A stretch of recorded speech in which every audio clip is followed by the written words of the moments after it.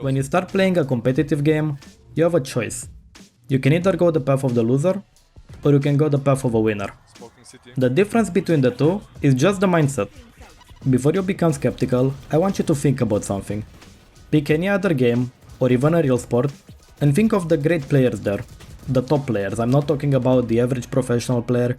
Pick the greatest player of all time for that game. And analyze his mindset. You will notice that his mindset differs even from other professional players. And that's actually the main reason why they are so great. It's not because they are so great individually, like, they are obviously. But the way they got there is very different. It wasn't talent alone that brought them there. In fact, some of the greatest players in many games claim that they were not talented at all. A real life example would be Kobe Bryant. In an interview he said that he didn't have the best jumping ability, he wasn't the fastest, he wasn't the quickest. He was good in those areas, but he knew that in order to actually become one of the greats, he had to put in a lot more effort. And guess what? Today he is remembered as one of the greatest players of all time. And it wasn't talent. It was mindset what got him there. I only gave Kobe as an example. We won't be analyzing his mindset because basketball and Valorant are pretty different, I might say, but I just wanted to give you the idea of how far a mindset can get you. Today we're going to explore something that I like to call the warrior mindset. In order for someone to be considered a warrior, they must have the ability to overcome challenges. They must be resilient and they must be adaptive. They need to know what they fight for, and they must always be ready in case any disaster happens. But in order to become a warrior, you must change your current mindset. Now, I don't like to make assumptions, but due to how society works and how school teaches us, it's very likely that you have a results-based mindset. And I don't blame you. After all, school teaches us that we always need to have high grades, which are results after all. When we are trying something like a sport for the first time, if we have a tough time, people tell us that maybe you're just not good for this, maybe you should try something else. And these are comments people make about you because of your results. And guess what? It happens in Valorant as well. People always like to rate either their own performance, their friends' performance, their teammates' performance. You get the idea. And this is a horrible mindset to have. You make no progress at all if you think like this. You will likely develop anxiety because you are scared that, oh no, I'm gonna play a game and I'm gonna suck. And mindset is such a powerful tool that it actually happens. But it wasn't because you are actually bad, it was just because you think you are bad. Or it can be something else entirely. Maybe you think you are good, but you let other factors such as teammates, AFKs, trolls, you let them distract you from what actually matters. They distract you from the game and you lose. Hold up. Did you notice that? I've said lose. That's a result, isn't it? See what I did there? I wanted to point out how natural it is to think about results. But now I'm gonna tell you how to stop that. I'm going to ask you a question. Are you going to let a PNG file accompanied by some numbers decide how good you are at the game? I don't think so. And guess what? That's what rank is. A PNG file accompanied by some numbers. And you wanna know what rank actually shows? It only tells you how good your average performance is. That's it. And you may or you may not agree with me, but it does a good job. The problem is not the rank itself. The problem is how we view it. I've made a Reddit thread a while ago asking people how they view rank. And most of them said the same thing. Mainly that is a metric of their skill level. And that is correct. That's what rank should be. But if you actually tie your skill level to it, you're going to get very limited. Especially if you've been stuck at the same rank for maybe a week, maybe 2 weeks. You think that you are actually stagnating, while you are probably slowly improving, but you just haven't hit a certain breakthrough. But it's likely that you will not hit it because you are too worried about your rank. But if you do actually manage to break through and get to the new rank, I'm going to quote someone from the Reddit thread I made. Another thing I have noticed is that one is only satisfied with the rank he gained for approximately 5 seconds.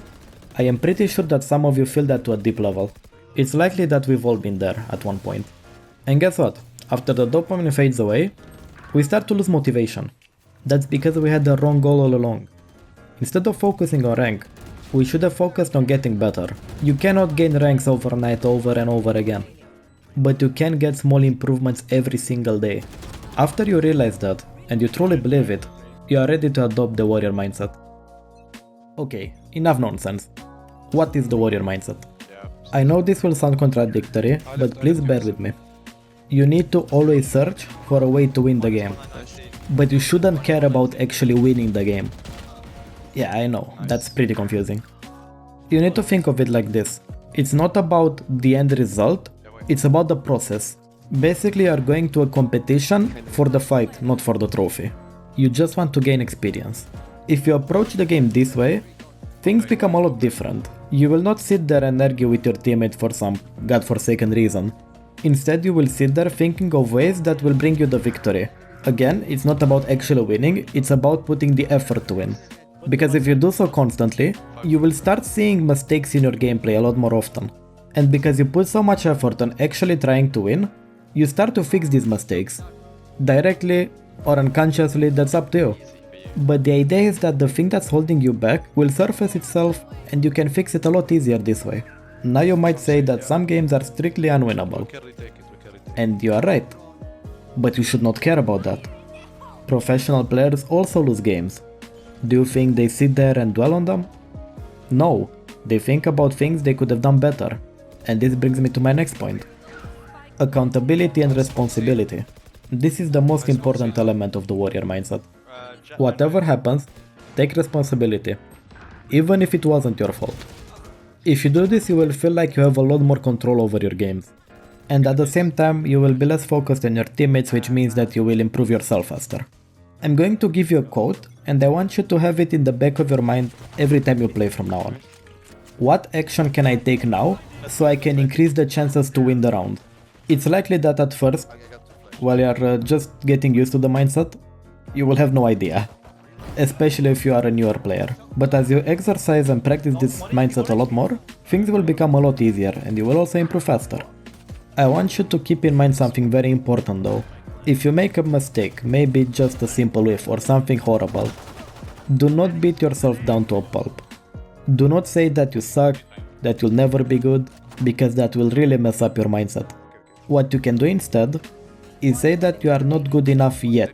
It might seem small, but small differences in our speech will make huge changes in our subconsciousness. The reason for why you wanna avoid flaming yourself too hard is because you will block flow states. I'm going to make a video on that relatively soon, but if you are interested, I'd highly recommend you buy The Inner Game of Tennis. It's a great book and it contains everything you need to know about flow states. And the other reason for why you don't want to flame yourself too hard is because you will destroy your confidence. I do not think I need to give a reason for that because it's pretty self-explanatory. Another important point of the warrior mindset is that you need to be focused from the very second you enter the queue all the way until the game is over. You can already tell that this is pretty tiring. That's why I recommend that you only play 3 games and then you take a break. I want to mention something very important though.